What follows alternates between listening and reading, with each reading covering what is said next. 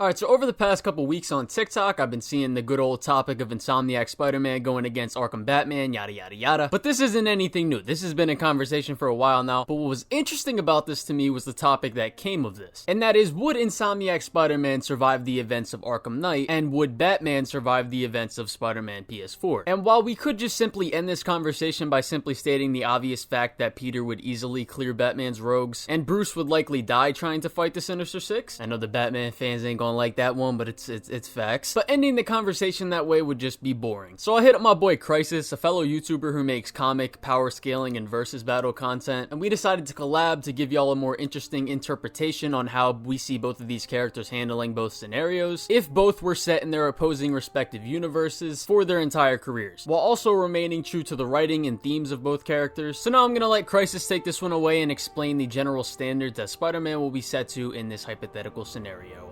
Hey everyone, Crisis here. So to set the stage of how Insomniac Spider-Man will tackle the events of Arkham Knight, Peter, as mentioned previously, will still act like the same person as he does in his game, but due to the Joker disease, Peter will be toning more into his darker side a bit more throughout, as we feel it only makes sense. But he will have the same relationships that Batman has in that universe, with characters such as Jason Todd, Alfred, who would essentially fill in the role of the badass Aunt May and the Mary Jane of the story, because MJ did actually give Peter a lot of information throughout his game, Barbara Gordon, Tim Drake, Nightwing, Catwoman, etc. They would all see and treat him as they do Batman in Arkham Knight. However, Peter will not have access to things like the Batmobile, Batman's gadgets, or his money. Instead, Peter will just have these allies that help him out while also being as close with these people as Bruce was. Spider-Man as well would have to clear the events of Arkham Knight in 12 hours, just as Batman did, and while it is very unlikely that Spider-Man would have gotten infected with the Joker disease due to his spider sense, for the sake of fun and interest, Spider-Man will be infected with this disease just to that much more place him in Arkham Batman's shoes during the events of Knight. Also keep in mind that if anyone wants to know how Arkham Batman would fare during the events of Spider-Man PS4, there is a video on my channel detailing just that, so be sure to give that a watch. We'd also like to clarify that the militia tanks wouldn't be a problem for Spider-Man, as he can dodge everything they would throw at him, as well as just breaking them with his bare hands, picking them up and slamming them, bending the tank barrels so they blow themselves up, etc.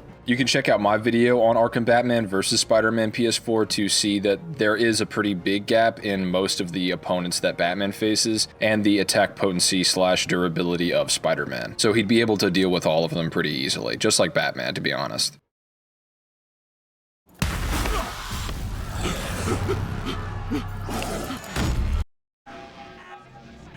Gotham, this is your only warning. Scarecrow's threat worked. Yesterday, there were 6.3 million people in Gotham City. Today, not so many. It took just 24 hours for us to lose control of the city. Tonight, Gotham's relying on one man to save us all.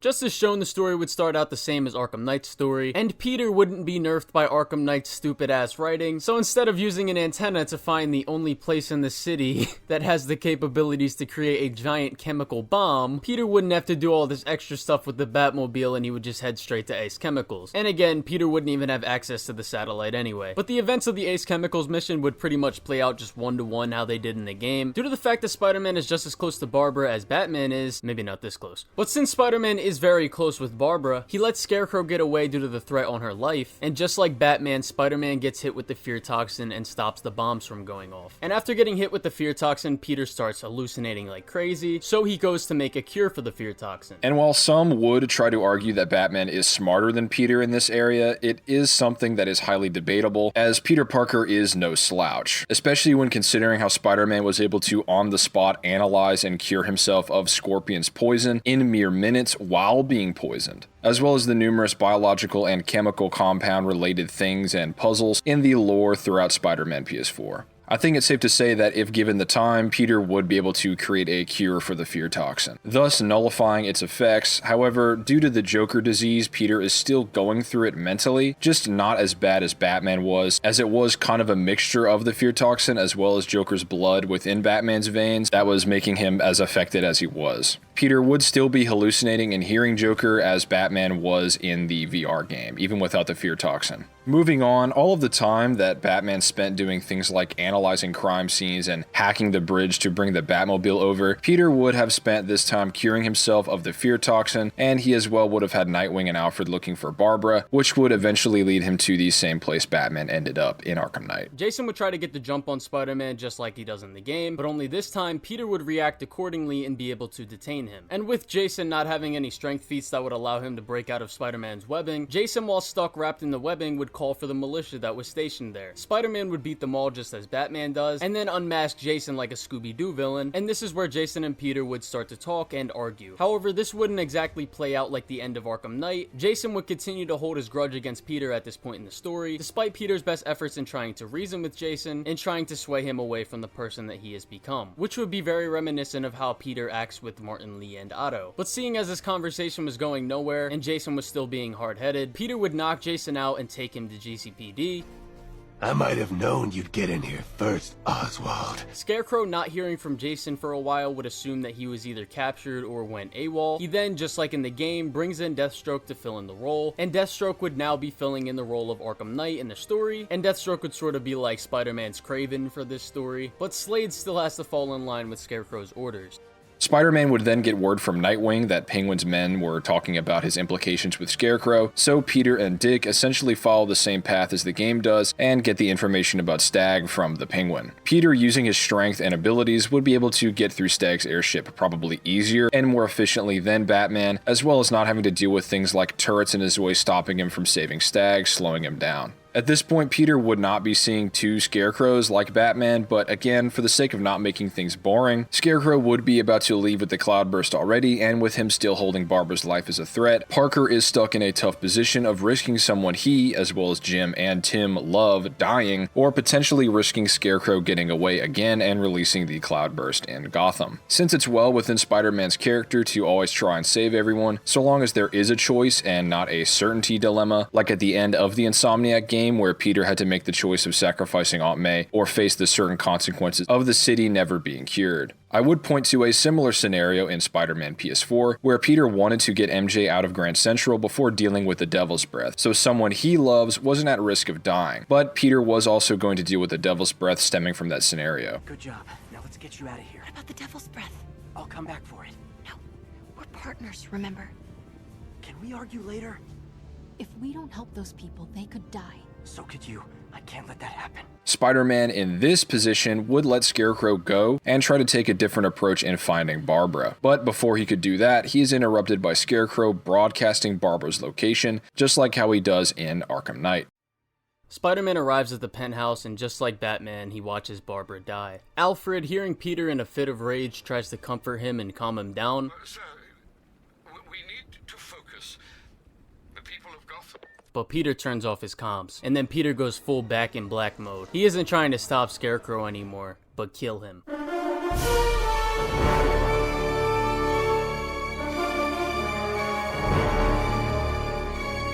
Now, I know. Probably some of you are thinking, what, Spider-Man doesn't kill? Listen. Shut the fuck up. While Insomniac Spider-Man specifically hasn't reached the point of killing someone yet.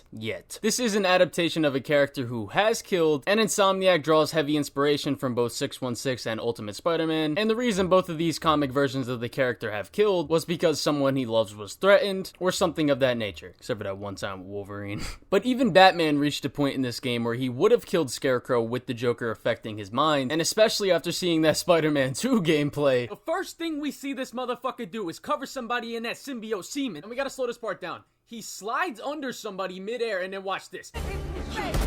You y'all know how hard you have to hit someone for them to bounce off of fucking concrete? Yeah, I think it's safe to say that Peter would mentally break at this point, and he'd want to kill. And mind you, in Back in Black and the Ultimate Run, Peter didn't even need the symbiote for either of these scenarios. This was just normal Peter. So with the Joker disease, I mean, yeah, he's gonna kill. So Spider-Man goes full Back in Black mode, as I said earlier, scouring the city for Scarecrow, brutally interrogating malicious soldiers, but after multiple attempts, Peter gets nothing but bad leads from misinformed / unknowing malicious soldiers. So desperately, Spider-Man goes to GCPD as a last resort to talk to Jason. And Peter tells Jason that Scarecrow killed Barbara. He also tells Jason that he's going to kill Scarecrow. And this would be the conversation that would be the one that makes Jason change his mind, similar to that of the end of Arkham Knight. And Peter telling Jason that he's going to kill Scarecrow is what would make Jason finally come back to his side, as Jason would know Barbara's death was a ruse, and that was part of Scarecrow's plan to mentally mess with Spider-Man. And so Jason would know that she's not actually dead, and as well, Jason never actually wanted Barbara to die, but just like with Batman, Jason would want Peter to break his no-kill rule, and he's happy that Peter has finally reached that point. The dialogue would play out something like this. Jason,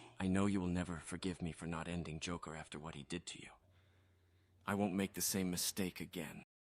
Hearing this, Jason would tell Peter a couple probable locations Scarecrow could be at with the Cloudburst, which eventually leads Peter to Scarecrow. I'm gonna leave this moment with Jason up to interpretation for you guys to decide down in the comments, but judging off what happens in Arkham Knight once Batman gets through to him would either way end up helping Spider-Man here. And now, during all of this, in the actual events of Arkham Knight, Batman was doing a bunch of bullshit like dealing with the movie studios and releasing Ivy's plants from the ground. I likely still see Robin surviving the movie studio's attack from Harley, even without help, similar to that of Harley Quinn's revenge from Arkham City. I also see Alfred contacting Nightwing to help Robin since Peter has his comms turned off, so the two of them would certainly be able to fight off Harley Quinn. Either way, it doesn't really matter, the situation would eventually be dealt with without Spider-Man having to stop in his tracks to help them.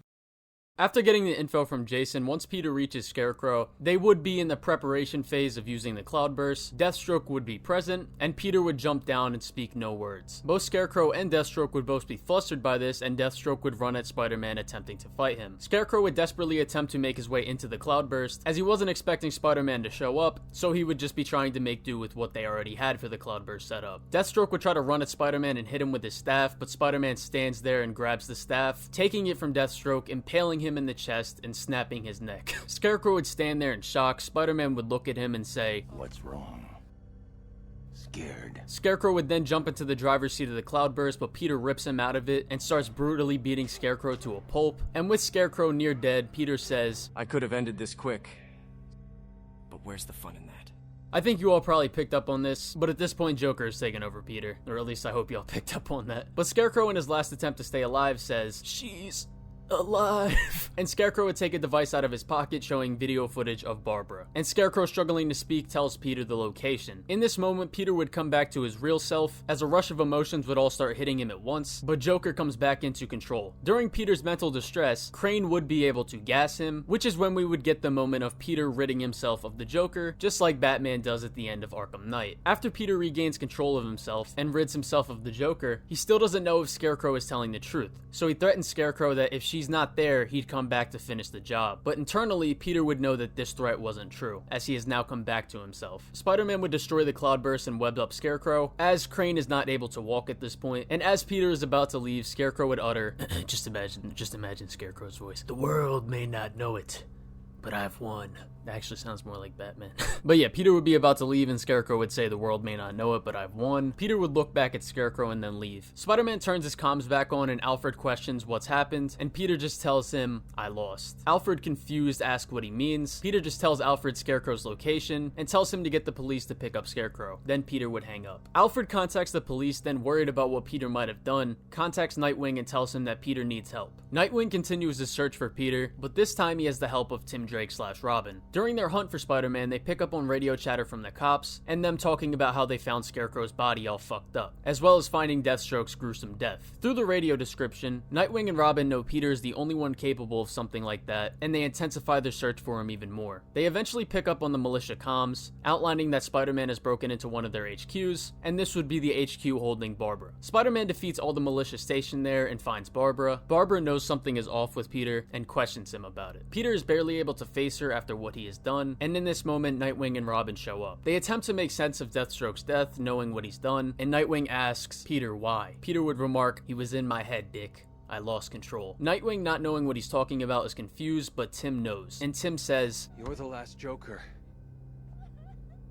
That other cell's for you." Barbara knows of the experiments going on in the movie studios as well, and she remarks, "Peter, what did you do?" Nightwing tells her, and Barbara asks Peter if it's true. Peter just looks at her and says nothing, confirming to Barbara that it was true. Tim would tell Peter about what happened at the movie studios and then tells him, "There was no cure, Peter. You crossed that line. We need to lock you in that cell. If you lose control again, we won't be able to stop you." Peter remarks, "I know none of you will trust me after what I've done. After I left Scarecrow, I wasn't even sure I trusted myself. But Joker's gone." Nightwing would say, "How do you know? How do we know you're not lying to us right now?" Peter would say, "After Scarecrow told me about Barbara, I came back to myself. If I hadn't, Scarecrow wouldn't be headed to GCPD. He'd be outlined in chalk." Tim, Barbara, and Dick all look at each other, and Peter would say, "It was my responsibility to tell you I was the last Joker, and I didn't uphold that.